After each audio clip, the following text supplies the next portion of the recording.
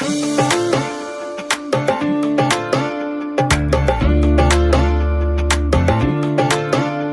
احساس قشنگه مثل رویا، همون لحظه که من تو رو میبینم، خود آرامشه اون لحظه ای که میام پیشت کنار تو میشینم.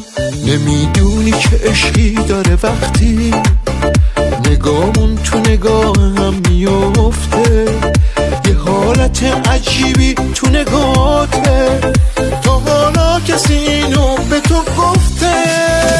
عزیزم تمام هستی من، دلم میخواد همیشه باشی پیشم، یکی یک دونه زندگی من، با دیدن تو من آروم میشم. عزیزم تمام هستی من، دلم میخواد همیشه باشی پیشم، یکی یک دونه زندگی من، با دیدن تو من آروم میشم.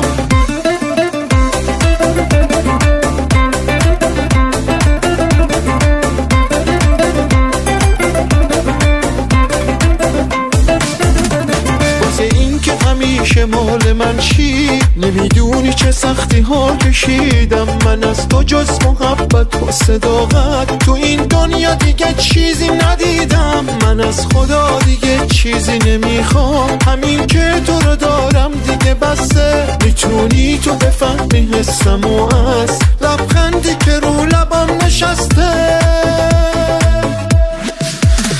عزیزم تمام هستی من، دلم میخواد همیشه باشی پیشم، یکی یک دونه زندگی من، با دیدن تو من آروم میشم. عزیزم تمام هستی من، دلم میخواد همیشه باشی پیشم، یکی یک دونه زندگی من، با دیدن تو من آروم میشم.